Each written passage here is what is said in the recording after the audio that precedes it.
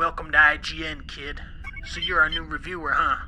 I'll be your handler, Walter White. I'm gonna show you how to do a good game review. Paulie, bring up that one stupid-ass one. Immortals of Avium is an impressively confident first-person shooter. They need to keep this guy on the reviews. 8 out of 10. Good thinking. He's an old pro. Now, Paulie, bring up one of our bad reviews that we like to do. Monotonous micromanagement, a poor interface, and by-the-numbers combat. This game scored a 75 out of 100 rating for PS5 on Metacritic from the critics. Seems pretty decent, unlike this review. 4 out of 10. Fucking amateur. I remember this kid. He was nice. Quit the next day. Paulie, get this shit show off the screen. Put on our Baldur's Cape review. Baldur's Gate 3 is just about everything I could have asked for. Oh boy, IGN really made a comeback. 10 out of 10. Good thinking. The shallow number of samey maps can get monotonous pretty quickly.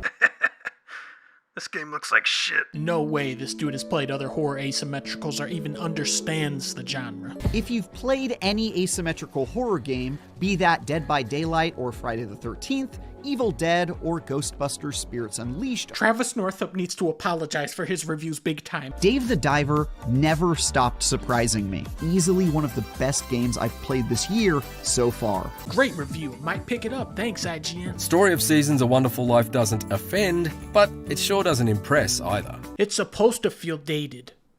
Love this game. Final Fantasy 16 really impressed me. Great review. Fair points were made. Diablo 4 is completely awesome to behold. Agreed for once. 9 is an accurate rating. Great game for sure. Octopath Traveler 2 is another good old-fashioned 80-hour JRPG. 7 is a piss poor. 7 is a piss poor score for this. It deserves an 8 at minimum.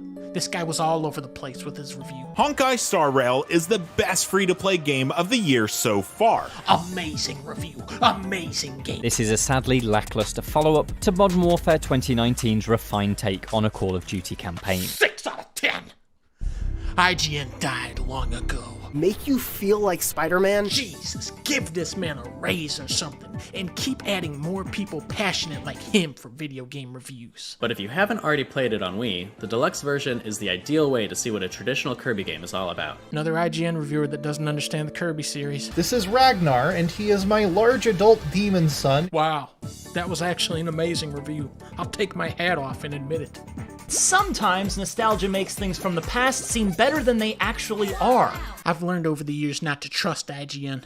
If you want a real review, go over to GameSpot. The way he leaps off of rooftops and flips backwards to face the camera before falling into a headfirst dive is just full of the exaggerated swagger of a black teen. It gives me goosebumps every time he does it. It's Metroid.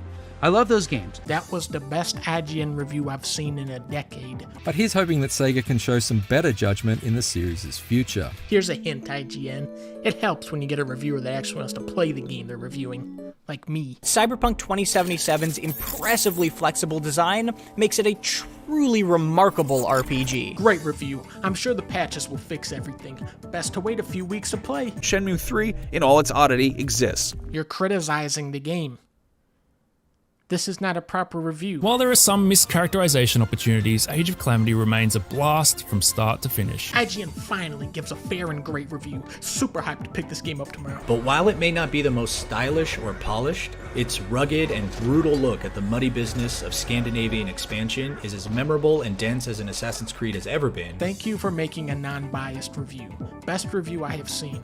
Many others are obviously haters of Ubisoft. But there aren't enough interesting weapons to keep the battles from getting dull. This guy has obviously never played a serious Sam game in his life. Pikmin 4 is an absolute failure of a Pikmin game, and an insult to the masterpieces that came before it. Really enjoyed this review. It was clear the reviewer had great, in-depth knowledge. And Saints Row the Third? More like this is the third time I've reviewed Saints Row 3. Guys, ignore this review. But the impressive graphical overhaul and welcome quality of life improvements make this the best version of Xenoblade Chronicles we've ever had. This is actually such a terrible review. Did you even play the game's main story? You spoil one of the biggest plot points in this game to flex your endgame gear or whatever. You mispronounce names of major characters that you... Mind-bogglingly cool, and an absolutely unparalleled way to virtually explore our world.